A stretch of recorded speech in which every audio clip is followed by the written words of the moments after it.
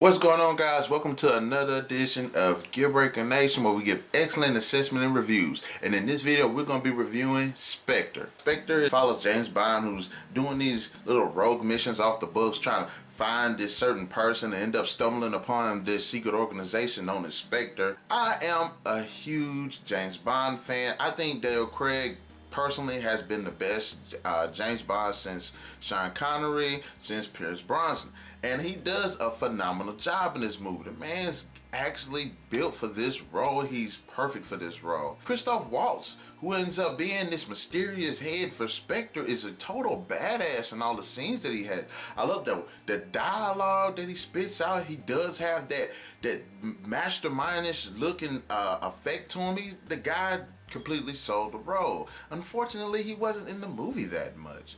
Also, there is this chick right here. I believe she played off Mission Impossible. This woman was pretty good in my opinion. I like the personality and how it related to the main plot of the film. I thought she had a kind of a good relationship that kind of gradually built over time in the film. Although there is this romance between her and Bond that it's in the movie, but it isn't fleshed out enough. And there's a scene in the movie where she says something and it kind of doesn't sound right because the movie hasn't had full enough time to actually develop this romance between these two characters. So there's that. Bautista was in this movie and he was pretty badass. I mean, he was one of those threatening henchmen that was like, he's been really one of the very few Bond antagonists or villains, however you want to say it, that actually seemed like a physical threat to the character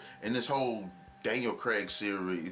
And there was a moment where I thought James Bond wasn't going to make it. Bautista completely sold this role. Also, that leads to a pretty badass fight on this train. Probably the most intense scene in this entire movie. Also, I have to admit, guys, this is a wonderfully shot movie. The long takes, the musical score, the set pieces. This was a beautifully shot movie. Just the little first intro part where one big take, and it was just beautiful. The story it felt like it wanted to be too big and it was too much. You have Bond sitting here trying to track this figure. He's on this personal journey trying to figure out, okay, what's going on in the shadows? There's MI6 having to deal with this situation where the government is threatening to shut them down. Again, kind of like in Mission Impossible Rogue Nation. In fact, I think this whole government with the Spectre aspect didn't really mesh right. It felt like if the movie didn't have the whole MI6 trying to be shut down or didn't focus on it as much, it could have fleshed out more aspects of the Spectre and Christoph Waltz character. The action feels too safe. Sure, there's a lot of great use of practical effects, and I will give this film that. The practical effects were done really well. It was hardly any CGI to be had. I thought it was done really well, but the action felt so lazy. There's one scene where Bond is being chased by a Bautista character, and all it is a chase. There's nothing threatening about it. It's like he's not shooting at them. They're not shooting. It's not like a gunfight. It's not like they're doing this Fast and the Furious type drive, and he's just chasing them. But it's like, what is the threat of him chasing you? You know what I mean? There was no threat. There was no intensity to it. Besides the scene with the train, you do not feel like Bond's life is in danger at all at any point in this film.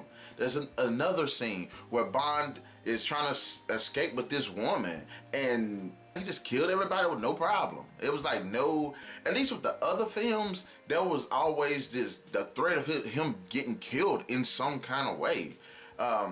In Casino Royale, at the end of the film, he was in this gunfight in this building that was collapsed in water. So there was that. In Quantum of Solace, he is fighting in this building that was on fire and then it was collapsing. In Skyfall, he is in this building being surrounded by these henchmen and a freaking helicopter. There was always a continuous threat, the climax of the previous three films, that he would die. There was always that the jaw-dropping, intense, suspenseful moments. In this film, there is not really any moment. Everything felt so completely safe. The most intense action sequence is, of course, the train sequence. Bond is literally fighting for his life. Things are getting broken. People are flying through walls. That was perhaps the most badass sequence in this film. It just disappointed the hell out of me. And also, the film does try to tie in the rest of the films, and to some extent, I say about 50%, it was believable. But the way that it was trying to come off is a little bit more personal for Bond's character. It does not come off right. In the end, Spectre is an alright film. If you're a James Bond fan, you will love this film.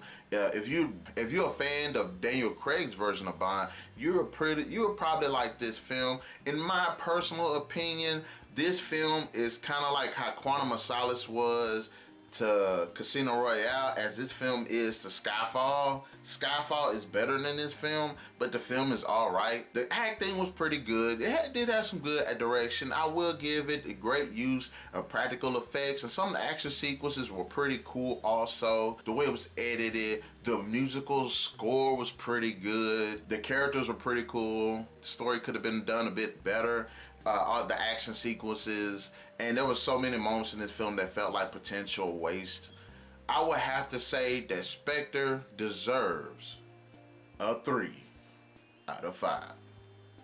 It's kind of disappointing considering the fact that this is like Daniel Craig's supposed send-off to the Bond franchise. Guys, let me know, are you a Bond fan, and which one of these Daniel Craig James Bond movies was your favorite? I will be talking a bit more in depth with the spoiler review, which I will be doing next. So guys, until the next edition of Gearbreaker Nation, keep those gears turning.